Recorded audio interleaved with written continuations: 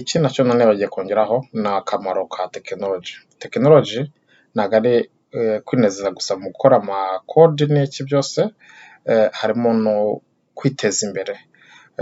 Nk'abakora mobile app, urashobora gukora mobile app ari kwinezeza, ari kubikora mu kugira ubashe wakoze icyumviro cyiza, ibintu bishobora guteza imbere society cyangwa abandi bantu benshi imbere, biratuma ushobora kugurisha ukaronka amahera mu bintu ugasanga uriteje imbere unafashije n'abantu batandukanye. Tugiye kuri website development, gushyira ibintu byawe ku mbuga ngurukabumenyi wikoreye, kubasha kugurisha ibintu byawe ku bantu bo hanze, abantu kuriha amahera binyuriye ku mbuga ngurukabumenyi wakoze mu buryo bworoshye, abantu bose bashobora kubona, ushobora kubishyira mu ndimi zitandukanye. Ibyo nabyo ni ibintu ushobora guteza imbere abafite business mu biyaga bigari byacu. Cloud technology yoyo iza ikora ibitangaza, niko nuvuga.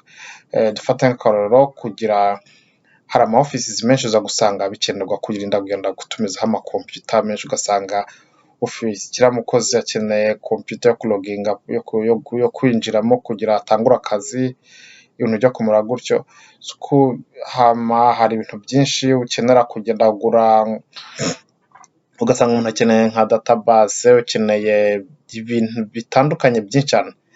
Kubera iki utoreka company mugakora akazi kanyu gakeneye gasabwa, ubundi ibindi ukareka Microsoft cyangwa abandi bantu bafite cloud technology bakakubikira ibyuma, akazi kakaba ari ako gusa gukora ibikenewe.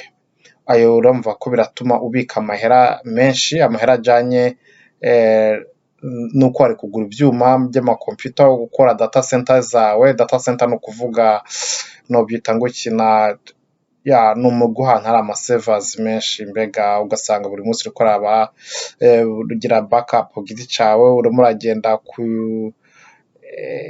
nindi yaguhakinze, ibintu bya gutyo. Ibyo bintu birekere abahinga ba tekinoloji bari muri cloud hirya, bafite amaservers hirya no hino, babikore. Wowe akazi kawe ugende kuri company usavinga amahera, ubundi ukora ibintu mbega bigira intuza. Website yawe bayikubikire muri cloud, mbega ni ibintu byinshi cyane rwose tuzobiganiraho igihe cyabyo kigiye kigera. Akini muri rusange dushyize tekinoloji mu byo turimo turakora, iterambere haba ku giti cy'umuntu, ku giti cyiwe, haba ku giti cya abantu benshi, ndavuga society, rizoba ari iterambere rigaragara cyane rwose. Nifuza yuko tekinoloji itagomba kuba umwihariko w'abantu bavuga icyongereza, cyangwa abantu bavuga igifaransa, cyangwa abantu bavuga indimi z'amahanga, cyangwa abantu bitwa ko ngo barize bagira muri ntuza. Tekinoloji igomba kugera ku bantu bose, baje gusoma no kwandika. Umunyagihugu wese azi gusoma no kwandika ashobora kugenda kuri kompiyuta.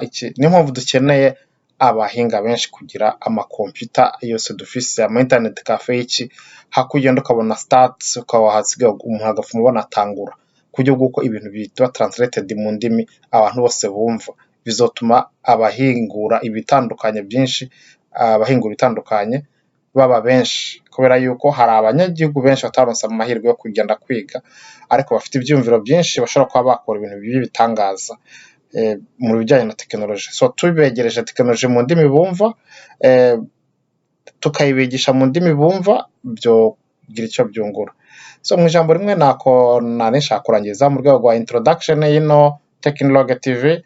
Kora subscribe, nicyo ndabasaba, ibindi tuve muri bla bla bla tugiye mu bikorwa. Video zikurikira zizohari video z'ibikorwa. Murakoze.